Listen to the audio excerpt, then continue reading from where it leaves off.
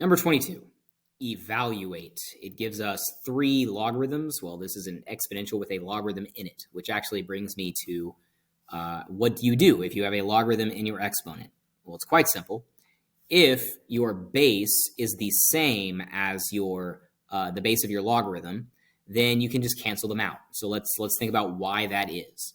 If I had 10 to the, let's just make this a very simple example, to the log base 10, I'm not going to write it, but there's a base of 10 on a logarithm if it's not written, of x equals y, and I wanted to write this in logarithmic form, the base would be 10, so I'd have log base 10 of the argument this time, y equals the exponent, log x.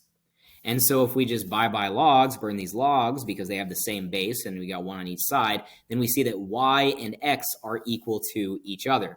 So if I have the base of 10 to the logarithmic, the log x power equals y, then I know that this is going to cancel out this and drop my x down. It'll just be x equals y. Okay, so now we have that covered. We can kind of take a look at this one. Let's just work our way from the left to the right. Log 4 of 1024. We are looking for what exponent equals this. Now 4 to the first power is 4.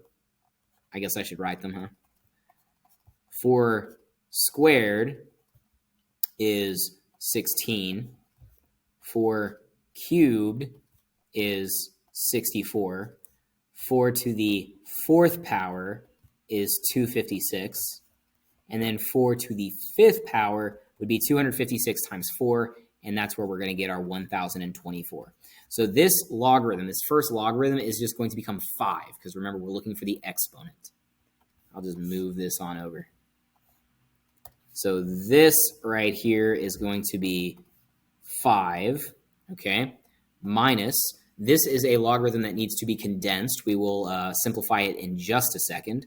So the 4 can actually go up and become an exponent on that 4 in the argument. So this becomes log base 2 of 4 to the 4th power. And as we see, that's going to be 256. We actually found that. So let's go ahead and make that 256. And then we're going to go ahead and add this. Now, this also can be condensed. This 5 can go as a power on the 6. So this would be 10 to the power of log of 6 to the 5th power. And now that is an extremely large number. Let me see if I know it off the top of my head. I know that 6 cubed is 216. You know what? No, we're going to go ahead and use a calculator for that because I don't want to waste your time. 6 times 6 times 6 times 6 times 6, 7,776. So we're going to keep this 5 the same. We can go ahead and figure out this. 2 to what power is 256? Well, let's just count by powers of 2. 2 to the first power is 2. Then 2 squared is 4. 2 cubed is 8. Then 16. Then 32. Then 64. Then 128. Then 256. So if you were keeping track, that would have been 2 to the 8th power. So this is actually equal to 8.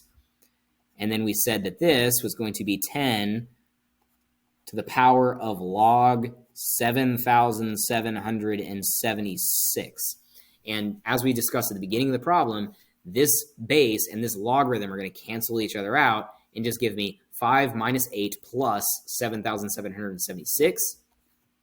This is actually just negative 3. So it's negative 3 plus 7,776. Getting tired of saying that. So we just subtract 3 from this, and we get our answer as 7,773.